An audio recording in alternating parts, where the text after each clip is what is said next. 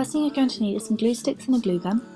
If you don't have a face cast, what you're going to need is a Masquerade mask and one of the ones that cover your face entirely. And then, regardless of which one you have, you need to draw out the shape of the eyes.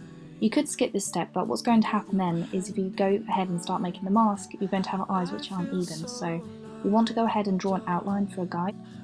Go ahead and plug your glue gun in, and regardless of whether you've got a glue gun that has a stand, you really want to put it over a plate because you'll be amazed at how quickly you can get glue on a carpet.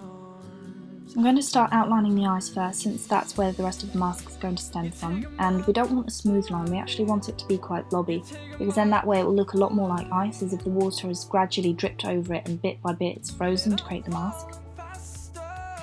Once you've outlined the eyes, we're going to start doing drips downwards, and just start off with a really long drip, but the main thing to make sure that you do is make sure that there's a lot of glue, especially around the eyes, because if this is weak, what's going to happen is you're going to have little icicles falling off, and you don't really want that. You're going to want to vary the high points and the low points. The high point should be where the arch of your eye is, and then towards the bit where it gets close to the middle of your brows, you're going to slowly feather it out so it gets smaller. And once it gets to the other side, we're going to make it taller again.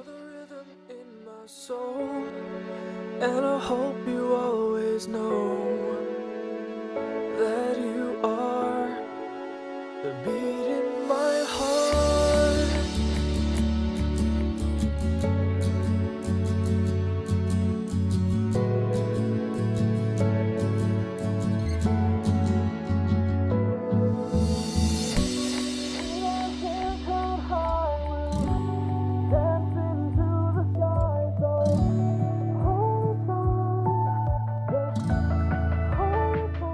Once you've made the basic shape of the mask, just take a few minutes to go over it and make sure that you've covered any spots that you might have missed, especially around the eyes.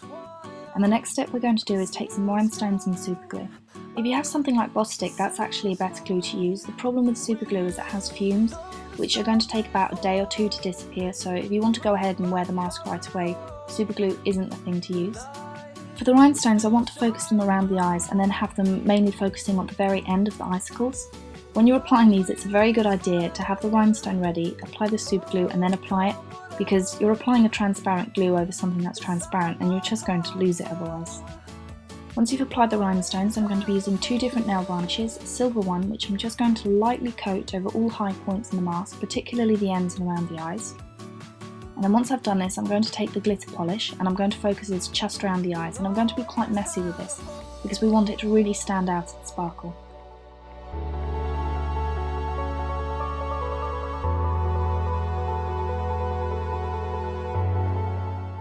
So here you can see it when I've applied the glitter right around the eyes, and now we're going to apply it to the left side too.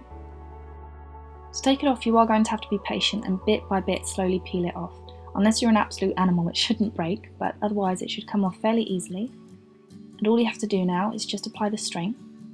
If there isn't a hole, it's okay, it's easy enough to just make a little hole in the sides. Get some elastic string, make sure that it's the right size for your head, and that's it, we're done. All night, just watching the moon kiss the stars goodnight. With your hand in mine, I feel so alive. Oh darling, I want you by my side. Oh darling, I want you in my arms tonight. You're taking my breath away. You're taking my breath